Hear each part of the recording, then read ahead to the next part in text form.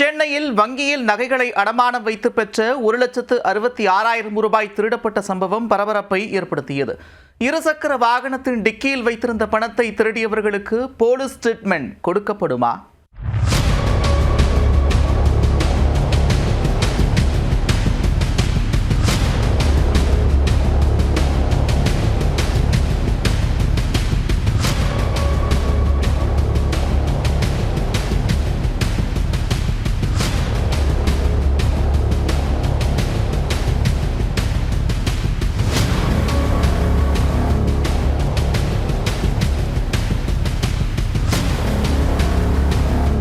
நகைகளை அடகு வைத்து பணத்துடன் இருசக்கர வாகனத்தில் சென்றவரை பின்தொடர்ந்த கொள்ளையர்கள் 45 வினாடிகளில் கைவரிசை காட்டிய காட்சிதான் இது.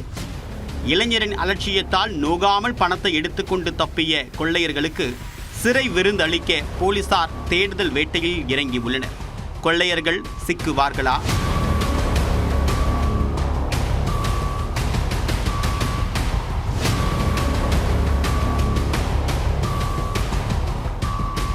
செங்கல்பட்டு மாவட்டம் திருப்போரூரை சேர்ந்த ஜெனித் யுவராஜ் 36 வயதான இவர் சொந்தமாக தொழில் செய்து வருகிறார்.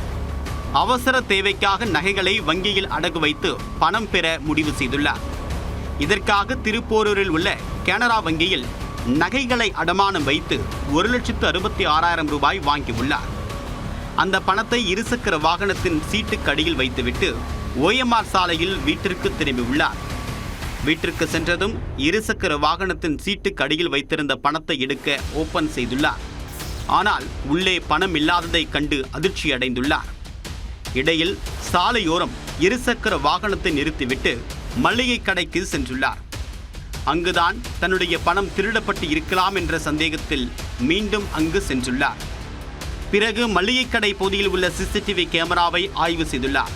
அதில் கடைக்கு செல்லக்கூடிய அவசர கதியில் இருசக்கர வாகனத்தில் சாவியை எடுக்காமல் அவர் மறந்து சென்றது தெரிய வந்தது. அந்த நேரம் பார்த்து ஜெனித் யுவராஜை பின்தொடர்ந்து வந்த இருவர் தங்களுடைய இருசக்கர வாகனத்தை நிறுத்தியுள்ளனர். உடனே பின்னால் அமர்ந்திருந்தவர் முகத்தை துண்டால் மறைத்து கொண்டு ஜெனித் யுவராஜ் இருசக்கர வாகனத்தின் அருகில் வந்துள்ளார். பிறகு செல்போனில் பேசுவது போன்று பாவ்லா காட்டியுள்ளார். மேலும் அவருக்கு எந்த ஒரு சிரமமும் ஏற்படுத்தாத வகையில் இருசக்கர வாகனத்திலேயே சாவி இருந்ததை கண்டு உள்ளுக்குள் உற்சாகம் கொண்டுள்ளார்.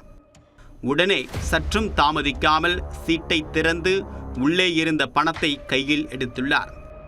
அடுத்த கணமே தயாராக இருந்த இருசக்கர வாகனத்தை ஸ்டார்ட் செய்து வைத்திருந்த தன்னுடைய கூட்டாளியுடன் பறந்து சென்றுள்ளார்.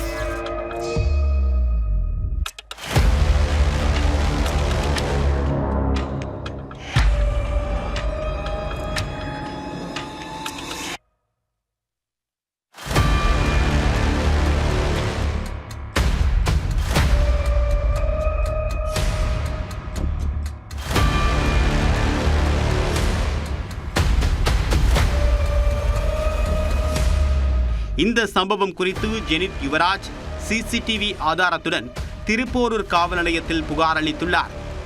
அதன் அடிப்படையில் போலீசார் வழக்கு பதிவு செய்து கொள்ளையர்களை பிடிக்க தீவிர தேடுதல் வேட்டையில் இறங்கியுள்ளனர்.